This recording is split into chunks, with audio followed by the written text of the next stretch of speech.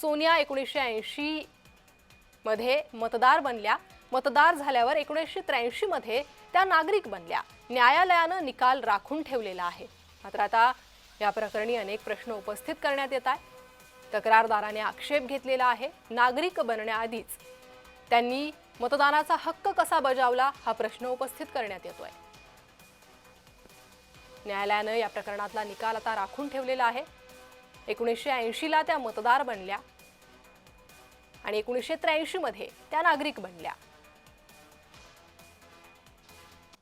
तक्रारदाराचा आक्षेप काय पाहूयात। सोनिया गांधी 1983 मध्ये भारतीय नागरिक बनल्या।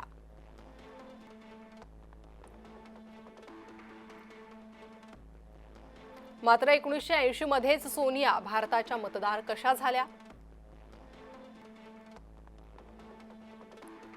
त्या काळी संसदेत झालेल्या गोंधळामुळे 1982 मध्ये सोनियांचे मतदार ओळखपत्र रद्द झाले।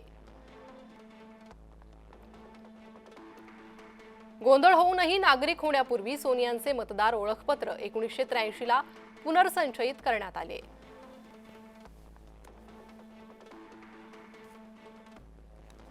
सोनिया गांधींनी नागरिक नसतानाही दोनदा मतदान केलंय।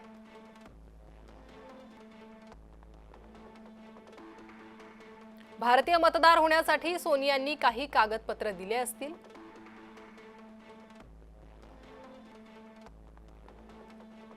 सोनियांच्या कागदपत्रांची आम्हाला चौकशी करायची आहे।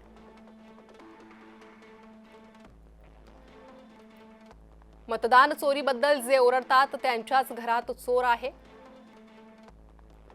अशी टीका करण्यात आलेली आहे आणि चौकशीची मागणी करण्यात आलेली आहे।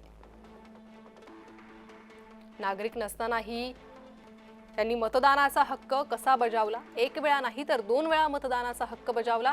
त्यावरून आता प्रश्न उपस्थित करण्यात येत आहे। सोनिया गांधी जी, उनकी जो माता जी है राहुल गांधी की, उन्होंने अपना सिटीजनशिप जो था वो 83 में लिया था, 1983 में। और उन्होंने जो अनिवार्य है कि आप सिटीजन होंगे हिंदुस्तान के तभी आपका वोट बनेगा, उन्होंने अपना वोट 1980 में बनवा लिया था।